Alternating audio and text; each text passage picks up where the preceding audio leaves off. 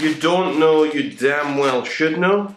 Excuse the terrible lighting. My name is Rag Reynolds, and this is my last night here in so-called Iceland. And I've just gotten a couple of hot dogs from a world famous stand. Apparently Bill Clinton once got hot dogs from here, and it was also once voted the best hot dog stand in Europe. Looking at these things, I'm not too impressed. They smell okay. It just looks like a regular hot dog, it's not that big.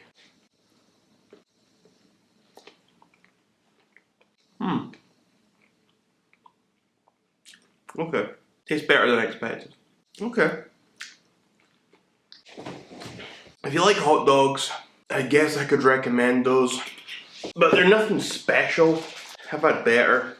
I can't really name where from, but yeah, I've had better. The bread's not that great. They've got a weird crunch to them, if you can call it that.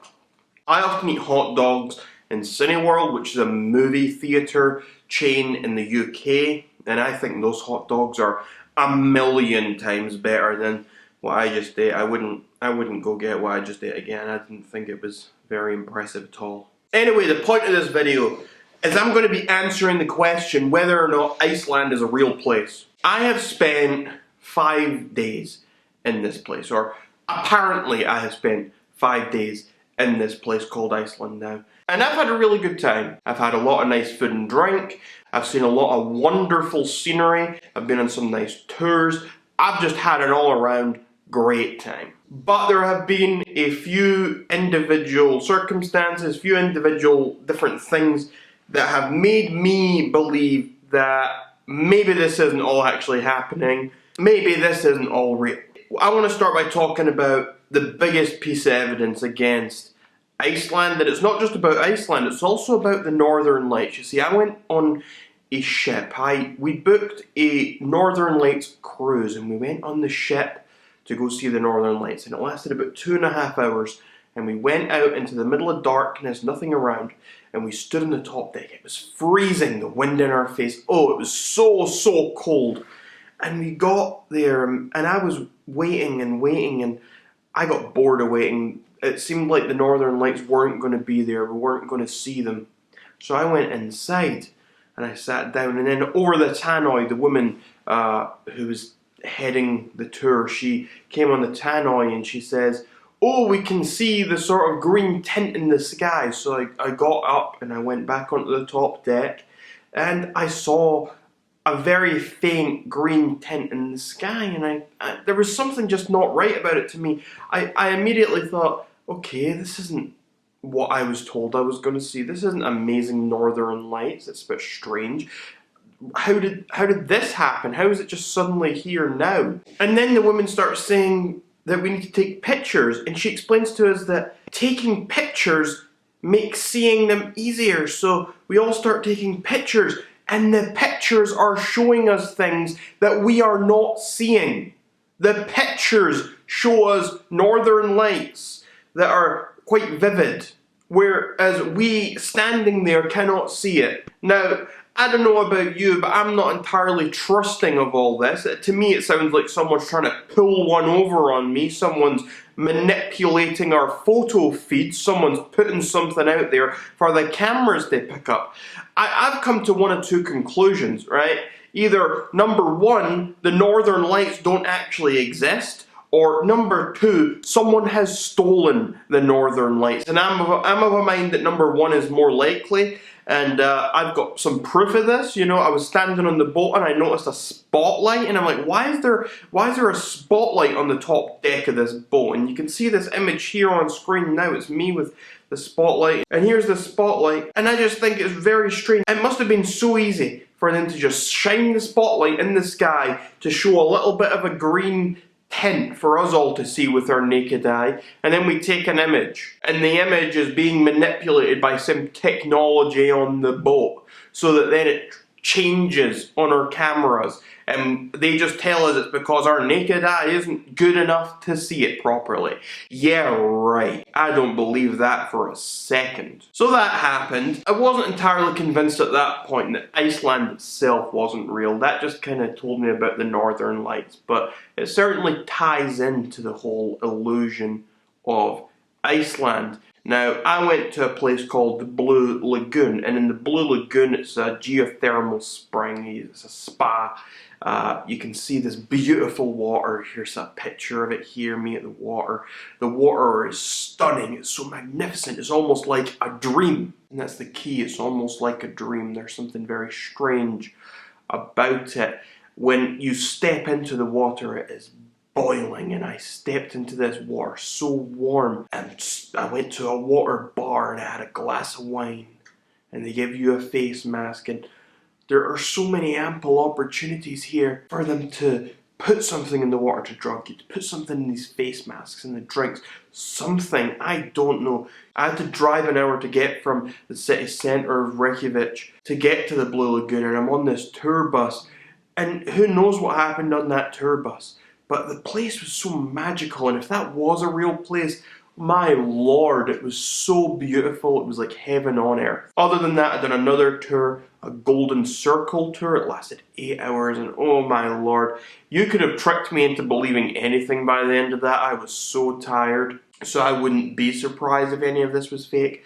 But here's another picture of me, and I was at a waterfall. A beautiful, beautiful waterfall. This wind hitting me in the face. I could barely stand upright, and the hail was hitting me. That's why I look like I'm dying in the picture I showed. But all around it was a beautiful scenery, beautiful, beautiful waterfall, beautiful nature. Then we stopped off and we saw some geysers, the geyser, a very famous place. And I must say it was amazing, and here's a short little video playing here for you.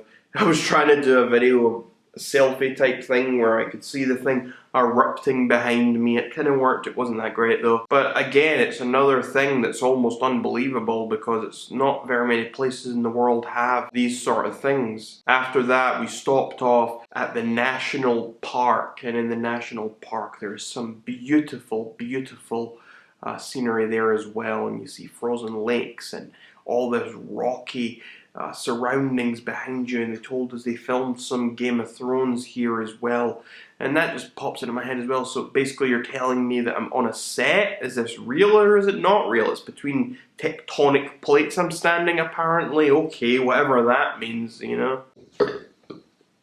I'm actually feeling a bit ill after eating those hot dogs. If I disappear in the next week or something, if I die, I'm gonna say it's because the Icelandic government has poisoned my food, or whoever it is that actually runs the Icelandic government and created the whole hoax, because I'm trying to tell you that it might not be a real place. Whoever that is has poisoned me if I'm dead in the next week or so. So all around, Iceland itself is just a beautiful, beautiful, magical place.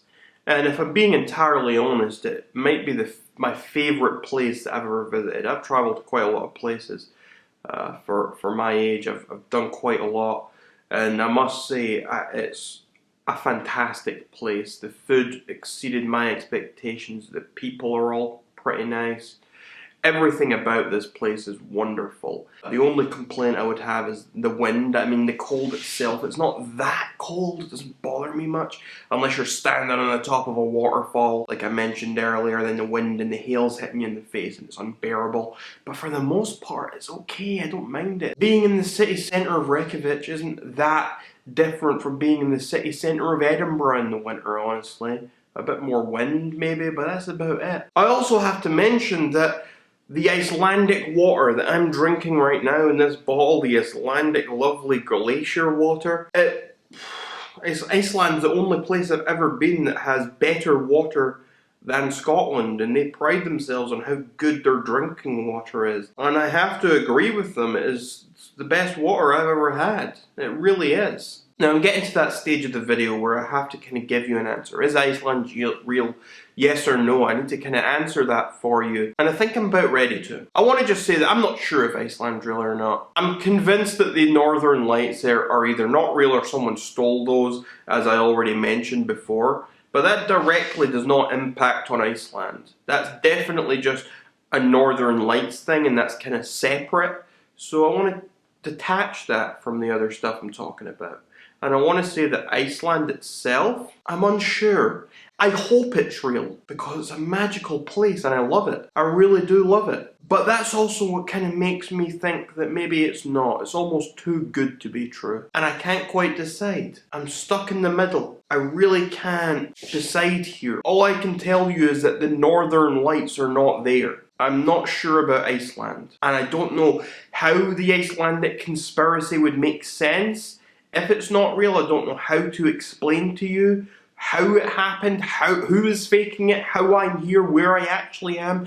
I don't know how to explain all of that to you if it's not a real place. But what I'm telling you is I'm not sure. And I don't know if I'll ever be sure. And maybe it's because I love this place so much and I don't want to see the truth. But I really just don't know. If you know any more, please let me know in the comments down below. And until next time, you're all welcome, society. Rag Reynolds, the coolest lad you'll find. Rag Reynolds, a Scottish mastermind.